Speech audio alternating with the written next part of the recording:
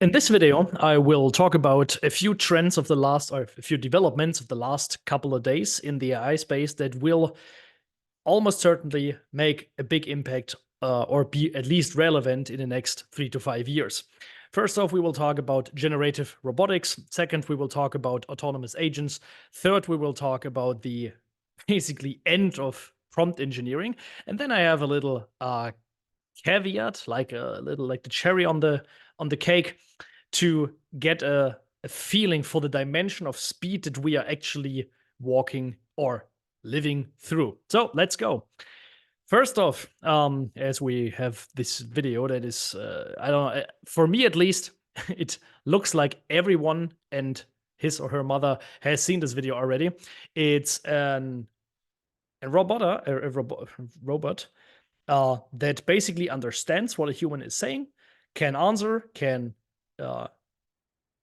make actions like, for example, give an apple or take out the trash or make stuff like this, put the glass there, etc., etc. So basically, you have a like now in not just in virtual assistant, but in robotic assistant. So you have robotics that is powered by generative AI. That is why it's called generative robotics in some circles, and I honestly like it. This is the first and the most obvious thing, I guess. It's called Figure 1 from Figure. They have a close collaboration with OpenAI. Of course, GPT-4 is in the head of the robot here, and that looks great, and it's a big leap forward. Cool. But another thing that happened in the last days is this robot, for example, as well. And we have like half a dozen robotics developments in the last week alone. But this one is interesting because it takes steps as tokens, basically. So right now, GPT works like it's a next token predictor. So what word, for example, will be the most probable given the last word? Midjourney creates images, or Dolly or whatever creates images by what is the next most probable pixel. And this one here creates the ability to walk, to react on whatever environment by predicting the next most probable step. This is a really, really big thing, at least I think, because this whole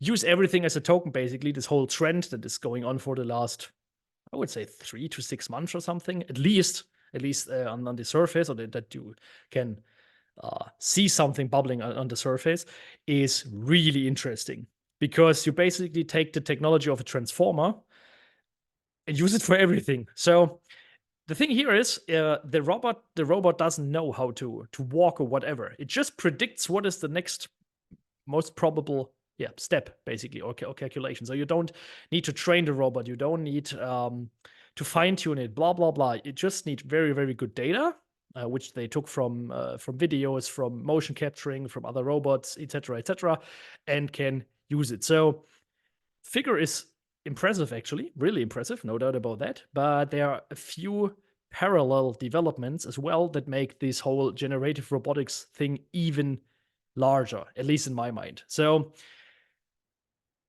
I still think, because the physical limitations, or the limitations of the physical world, still apply, it will take a few years at least, even if you would have right now a figure robot for, I don't know, $10,000, for example, that could do like close to anything perfectly, like for like a human assistant, basically. It will still take years to mass produce it, to make it safe, to fine tune it, bring it d'accord with regulations, etc. Just these two trends are really, really, like, just as examples, like as leading examples of this field, are really impressive. Next one, generative, not generative, but well, driven by generative AI, autonomous agents. This one, like Devin, I think everyone again and his mother has heard about it. Like, is this, as they claim, at least the first AI software engineer, which I think it's just not true. It's a good tool. There's no doubt about it, and they have this graphics here, for example. It's a step in the right direction. Like, it can solve almost 14% of the problems. Next best thing at scale, at least I would say, is around 2 to 4, 5 ish. So yeah, it's a leap, definitely. No problems here, but it's, at least for me, not impressive. Like, still 14% is not much, and again, this is not what a at least high level software engineer is paid for. So as soon as this can solve, as it can solve like 85% plus, I will look at it. Interesting, but right now it's just, again, it's an augmentation, a great augmentation probably, but still. But the thing here, why I'm still including this, is the speed of the development. Like GPT-4, Claude 2, etc., is all, like all these tools and these capabilities are roughly a year old, and we now see a 3 to 5, sometimes in some cases tenfold of the capabilities. Plus the UX of Devin is like more thorough, I would say. So, what is the underlying trend here? Grades of autonomy of agents, of AI agents. So they can solve problems that are getting more and more complex on their own, find sub solutions, ask follow up questions, etc., etc., and the leverage per person using an autonomous agent gets higher and higher and higher. This is, in my personal opinion, the underlying trend, underlying theme. And we have seen another example of autonomous agents this week, or the last days at least, which is SEMA, a generalist AI agent for 3D virtual environments. So basically, you have an AI that now is able to play a lot of games. So finally, you don't have to play games anymore. Oh, great. No, but the real thing is here, this is the, well, hard to say, probably the next to final step to make AI fully working in the real life environment. So, of course, a virtual environment is never as complex as the real world, but it's close. And if you have a lot of games, you have a lot of data, etc., etc. So, if you get AI agents that are awesome in these virtual environments, it's the gap between this environment and the real life is very, very close compared to just simulations, and you have ideas and prompts, etc. Like, from pure theory to real world, is this a very, very good step? Maybe not the final one between real world and autonomous agents, but maybe it is. So again, this is the second big trend this year, at least, is rising autonomy grades. So interesting. Be aware of this and try to act accordingly, would be my recommendation.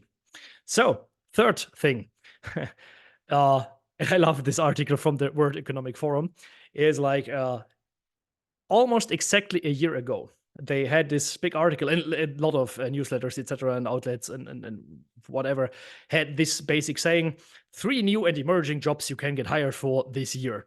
And then if you scroll a little bit down, like, if okay, there are new jobs, blah blah blah, then you have the first one, which was basically the lantern of the,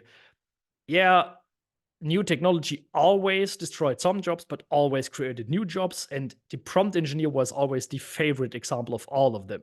Like, look, it may destroy, I don't know, web designers or whatever, but it creates jobs that are paying way, way more, that are more fun, etc. Like the prompt engineer. And everyone was so keen on the prompt engineer as a prime example. Problem is, effectively, this whole job field is dead right now because of a few developments. So it was basically already dead, but now I think the scale has tipped with tools like, for example, Meta Prompt. So you have basically a tool that you prompt, and then it translates the prompt to the AI. So everything that you had to do before, like the whole, or almost the whole purpose of prompt engineering, is now done by a tool, for example. And even if that doesn't work, you have now prompt libraries like this one from Anthropic, for example, where you just need, okay, what is the case I need? Okay, here's an example prompt. I want a formula expert, for example. Okay, here I give you the role. what to do, etc. This could be the output. So you don't even need this anymore. And even if it's not enough, large language models by themselves get even better with every update to in interpreting the user input. You have like these 80-20 prompts, like for example, role prompting, as you see here. Take the role of an Excel formula expert or one of the world leading experts in whatever you want. I think effectively prompt engineering as a whole job field is dead. Almost perfectly 1 year after it bubbled up, basically. Now, I don't think that this is the most noteworthy news there. I think this is a very good case study in how to think about AI creating jobs, about the next, whatever it will be, economy, and draw the proper conclusions. Like, for example, like extrapolating. Okay, what is AI probably, if you extrapolate current trends, able to do in 12 months, for example, or 24, or whatever.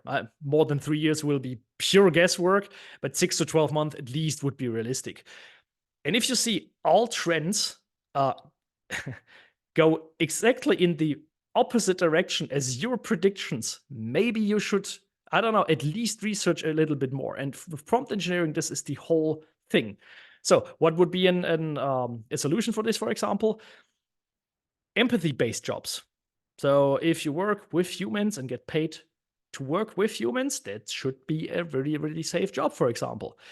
And there's the thing, all the progress in the last year, in the last 2 years of AI, just made this argument more sound. So we've seen prompt engineering dying out more and more, while empathy-based jobs are getting more in the spotlight more and more. So that is, I don't have the time to go in the details here, but this would be one of the conclusions I would draw from this development. Which brings us to the last part, this one. I really like this paper, honestly, which is called Algorithmic Progress in Language Models. The whole paper looks great, honestly, but I just want to focus on this graphic here in particular, which says effective compute doubling time in months, a few frameworks basically, and you have this line here is Moore's law doubling time. So basically the quote unquote law behind the whole digital era, like computers and smartphones and smartwatches, etc., etc. Why do we have that much computing power to that lower cost in that less space? Is basically because of Moore's law. So Moore's law basically said, and still says, we will get the doubling, like the double amount of computing for the same price every roughly 18 months, basically. So the whole explosion in the digital era was roughly based on this law. Now, the big question is, how does speed have changed since the advent of large language models, if at all? And again, the whole paper is great, but I like this one here, this our result. Large language models, and there you see it's median less than 10 months, maybe even 3 months or something. So at least it's half the doubling time, the doubling rate of Moore's law. What does it mean? That does mean that the capabilities, basically, of large language models double, not every 18 months, like a digital era, so with chips, but every 10, 12, 5 months, whatever. So you see, like the whole progress, like the whole milestones that we talked about right now, until now, for example, the whole milestones in the last 2 years, for example, are roughly based on this specific graph. So Moore's law is not the main driver anymore, but we are even faster. So if you want to get I like this, like graphics like this one, studies like this one, etc., and papers, to get a data fueled picture of how the world is moving right now. So very often, at least for me, I have a kind of a feeling, but it's hard to actually grasp and to pinpoint exactly. Okay, it feels like it's faster, but how much faster? Is that actually true? And papers like this and these assumptions and graphics, especially like this, are, at least for me, very, very helpful. Again, what is the result? This won't probably slow down. We've seen even just the last day a whole lot of developments that probably even make this whole thing faster. Like for example, the Cerebras chip, which is way, way, way, way bigger, faster, stronger than NVIDIA chips, for example, which are now the backbone of the AI revolution that we see right now. So if anything, it will even get faster, but this at least gives one like a point on the map, like where we are, how to prepare. So you don't have just this nebula in front of you, like this big foggy surface, but you can say at least, okay, it's even faster. How much faster? Roughly double the speed. Okay, what were the best actions in the digital era? So in the basically last 20 years roughly. How can I adjust these, where I have experience right now, for an basically quote unquote age with even double the speed? That would be what I would recommend. So these are the 3 to 5 years relevant news in the AI space for this week. See you next time. Bye.